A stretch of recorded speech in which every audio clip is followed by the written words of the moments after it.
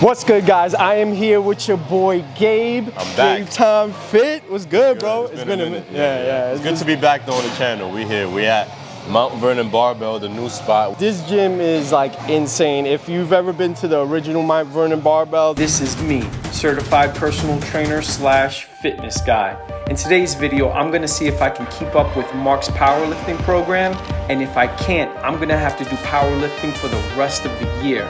But if I'm able to keep up, Mark is gonna. This one is 10 times better. So in today's video, we're going to be putting the best chest exercises to the test, seeing how we can maximize them, seeing what the regressions are, the progressions are, and how to put these exercises and maximize the hypertrophic effect of each and every exercise. All right, so the first exercise we're gonna break down is the standard push-up. Now, the first thing with this exercise, like I said earlier, you should always be able to push your own body weight. I say at least 10 reps. So first thing is form, body positioning, and hand placement. So I want you to get your normal push-up position, and then I will go from there. My normal position is usually like shoulder width apart, like this. So that's good. So I say at least shoulder width, maybe slightly outside to hit more of the chest. So that form like looks right good. Here is good? Yep. From there, get in push-up position, bring your legs back. Now your core should be tight and stabilized. So you want to squeeze your stomach. Yep. Probably if you really struggle, squeeze your glutes a bit to stay stable. Don't drop the hips, keep them leveled and straight, and now go into push-up position. Yep, go down, up. Good, so that's a standard push-up. One more technique is tempo. If you slow it down on the way down, which is the negative, count 2 or 3 seconds, you're gonna isolate the chest even more if you're more of a stretch. So count to 3 on the way down. 1, 2, Pause 3. at the bottom, up. So if you do this negative tempo, you're gonna be able to do less than if you just rep them out. As you see, I have 2 plates here. If you ever really just wanna get a deeper stretch on the chest, you can elevate your hands so that when you go down into the push-up, you're able to go deeper, which obviously stretches the chest more.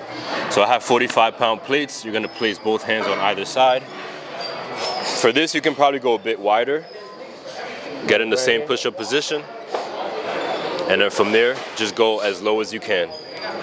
You'll notice a deeper stretch on the chest. Oh yeah. Yep, come up. So bring your chest through the middle of the plates, in between. And to me, that's how you maximize a push-up for maximum chest growth. All right, so typically the bench press is seen as strictly for strength, which in 9 out of 10 cases, I'm going to agree with you. But we're going to be introducing you and Gabe to what's called the Larson press. This is where we completely eliminate leg drive, which is where a lot of people get momentum from to be able to lift the heavy weight that they're able to when they're bench pressing. So while you're doing that, what is the max weight that you press? My 1 rep max, I believe it was 265 last time I checked. 265. So what we're gonna do now is we're gonna cut that by half because he's not gonna have the access of his legs whatsoever. Is this the right? Does this go on the right side or does it matter? Bro, you never used wrist wraps before? Come on, you're embarrassing me, bro. Look, bro. Oh, you put it through the thumb. I knew that. I just use my thumb for others. My man say he uses his thumb for other reasons. Look, Future knows what I'm talking about. look, right here. So Gabe, first thing you're gonna do is lay down on the bench. All right. Now, ideally, you want when you unrack the bar, you want it to align with your chest. So when you come down on the decline, the bar is coming down close to your sternum. Your sternum is like a little bit like right on the lower part of your chest. All right. So now you see how Gabe has this arch here. I'm able to put my hand through here. With the Larson press, we're gonna completely eliminate that. Instead of externally, we're gonna internally rotate the hips. You're gonna bring the legs up, bring them up. There we go. Oh shit, this now, is core too. Now, I shouldn't, exactly. Okay. So we don't want this gap here at all. Bring them legs up. 3, 2, 1, and go. Now, you're gonna come down. Now, remember, this is for maximum hypertrophy, so we're not rushing these reps. Try to get like 5 here if you can. Remember, this is half of his 1 rep max. So he should be able to get at least 5 to 8 of these reps. Now, because he's not utilizing his legs, he's also engaging his core at the same time. So why don't you do like 2 more, unrack it, and then tell me how it felt. Last one. There we go. Keep it going, keep it going. And rack. Nice. All right, good, good, good. So typically 135 for Gabe is nothing, very lightweight. Yeah. But because we eliminated the legs, and on top of that you had to keep your core engaged, how much harder was it to press 135? It was harder in the sense of I had to use more core stability. So that's why if you notice I was going down slow, one for tempo control, hypertrophy, but also to brace my core. If I just let the weight drop, I'm not gonna have the same reliance on my legs as I would otherwise. But it definitely felt more difficult. If you guys want me to do a video specifically covering every detail on how to execute the Larson press, let me know in the comments below. All right, so now we're doing the standard bench press. And we are utilizing our legs, and then we're also going to utilize that arch that we eliminated in the Larson press. Arch? Let me stop. All right. Yes, we're going to utilize leg drive and the arch in Gabe's back. Oh my God! Cut. All right. Now, here we're gonna do the exact opposite of what we did last time. So what I want you to do is first get your grip where you're gonna place your hands. I ideally like to have my my ring finger on the knurling, all right? Because you don't want the bar to be too close, because then you're going to target too much triceps, and you want it to be wide enough where you're going to get good range of motion in your chest. Now, I'm going to show you what my guy Mark showed me, who's a power lifter and competes, to use the maximum amount of leg drive. So what I want you to do is drive from the back of your foot and elevate your butt. So get your butt off the bench, right? Get a maximum arch here, maximum arch. Now, all right, maximum arch. Now, while you're in this maximum arch position, I want you to unrack the bar. Unrack the bar. Now, place your butt back on the bench, keeping that arch. Good. You see that arch? See that arch is there. All right, now, you're going to come all the way down to your sternum. We're going to pause and lift.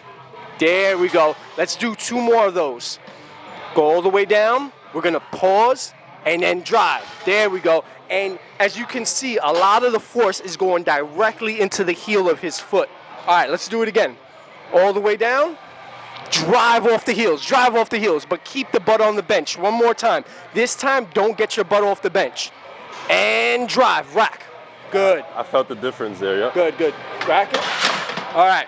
Now, the reason I'm telling him to keep his butt on the bench is if he was in a powerlifting meet and his butt lifted off of the bench, he would be disqualified. So this is the way you want to bench for maximum strength and to be able to lift the most amount of weight. But I felt the difference. The last rep, I kept my butt and I drove through the foot. So, through the heel of the foot. So, yeah, I felt it. And that's how you maximize the bench press for strength. 280. Show the camera again. What's your max bench press? 1 rep max? 280, 285. I got to go back, but it's like between 280 and 285. The next exercise that I'm going to be breaking down is the incline dumbbell bench press. So, unlike the barbell flat bench press, this to me is more conducive for hypertrophy, muscle building. Jesus showed us how you can maximize hypertrophy with barbell, but ultimately at the end of the day, you still can get more muscle growth using dumbbells. So the bench you want to have at about a 45-degree incline. So go ahead and grab whatever weight you use. All right, so my boy Jesus V got his dumbbells ready, putting on the wrist straps. So with this exercise, just like the bench is on a 45-degree incline, lie down on the bench, bring the weights up, fix the hat real quick or throw it back, pause. Now from here, you also can have a slight arch in the back, but it's not gonna matter as much as flat bench. So from here, you want your elbows as well to be kind of 45 degrees. Some people are able to go wider, kind of depends on shoulder mobility, but at least 45 is good. From here, you press up. At the top, you kind of want to act like there's an egg. This is my analogy. You have an egg between your chest and you're trying to crack it. So you squeeze that egg, right? You crack it, now open on the way down, slow tempo. So the best way to maximize muscle growth with this is just slowing down the negative, coming all the way down. You want the ends of the dumbbell to kind of touch your chest and then come and press back up. So count 2-3 seconds on the way down. 1, 2, 3, pause 1 second, press up. Good. And repeat. Good. A lot of people shorten their range of motion. So you want to come all the way down. If you got to drop the weight, that's fine. Drop the weight. All right, last point on this exercise. Compared to the flat barbell bench press, if you notice on the flat bench, you're only able to get your elbows at this point because you're using a bar, weight is evenly distributed. But with dumbbells, you're able to come all the way down and see where the elbows end under the bench. So that range of motion is key for muscle growth. So that's why I would prefer this for maximum hypertrophy over something like a flat bench barbell press. So keep the elbows all the way down, pause, and come up. And that's pretty much it. Let me know in the comments if there's anything else about this exercise that you think helps you with hypertrophy, but really much it's just range of motion, slowing down the tempo on the negative, and you're set. So the last exercise we're going to be breaking down is your standard chest fly. It's a standard in most people's regimen, right? Yeah. So we're going to see how Gabe does it and then show you an enhanced way to really maximize your hypertrophy when doing chest flies. I like to have like a staggered stance. I don't set the cable too high, right? I like to keep them for the most part midline to the chest. From here, I pop the chest out and come in, I squeeze. If I keep them bent, I don't get as much of a contraction as if I keep them straight. So open up, deep stretch, straighten the arms to squeeze. As he's doing it, a lot of that tension is being placed on his back foot. I could already tell because how contracted his back calf is. On top of that, the range of motion here is going to be very limited. So like right about here, boom. At that point, he's hitting more anterior delt instead of full really pec. feel it in my interior though. But you can tell that it's being contracted. And on top of that, he still has to engage his core. So a lot of that weight is being offshot to his calf and to his core. So he is getting a pec stretch, but we're gonna maximize that pec stretch. I mean, we wanna abuse the pec. We wanna destroy, we wanna completely obliterate the pec for maximum hypertrophy. So we don't have the weight too high. As you can see, the bench is put on a slight incline. Right now we have lightweight. Reach for that one. It feels like you Alright, don't need that now, much weight anyway. Automatically, since he's sitting down, he doesn't have to worry about his core. On top of that, he doesn't have to worry about engaging his calf. We're completely eliminating that and fully contracting on the chest. So we're gonna open up here. You're gonna keep a slight bend in your elbow, just a slight bend, not too much. All right, and I want you to come all the way back. Now, most people will tell you not to do this because you're gonna start to anteriorly rotate the shoulder, but when you do this, this is gonna allow you to get an increased pec stretch right here. And then what I want you to do is do a regular standard chest fly and then do that same egg cracking technique with your chest when you come forward. All right. Boom. So look at all that extra range of motion that he's getting from this type of chest fly, and all he has to do is focus on his pecs. Keep going, just keep going. There you go. And you're gonna go slow back, there we go. And if you wanna go a little bit faster when you come down, that's fine, there you go. Just hold that contraction for like at least a second or two. Then you, get that big stretch, there we go. Now you can't tell because he has his shirt on, but from my angle, the chest pump he's getting is insane. Yep. Do another couple of reps of those and then tell us how you feel about this one versus the standard chest fly. Yeah, stretch is crazy. Nice, nice. I could see the chest pump from here. Like it creates that shelf, that top shelf. There you go, yup. Yep. Yep. There you go. Yeah, that pump. So how did you feel about that one versus your standard chest fly? Definitely more isolated.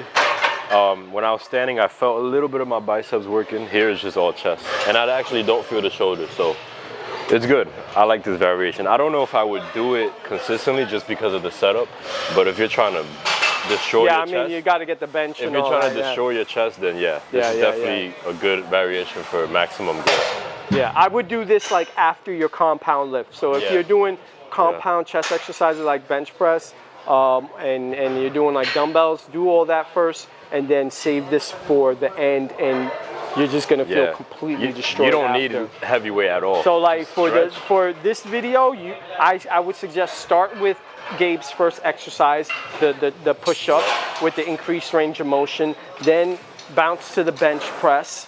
Then for the bench press, what was your, dumbbell incline. do that, and then save this one for the last one. We just gave y'all a whole chest workout. 4 simple exercises. There you go. Let us know if you try it out. Let us know in the comments how you like it. All right, guys, there you guys have it. We broke down and showed you how to maximize those pecs. Yeah. I'll take my shirt off in a bit. Real quick, Yeah. shout out to Gym Talk or No Talk. Yeah. They're a gym brand, so use my code GABE15 or JesusV15 for 15% off your order. Now let me show you my chest. So here you go. We showed you how to test the chest. So like I said earlier, we gave you a whole chest workout. Try it out. Let me know what you guys think.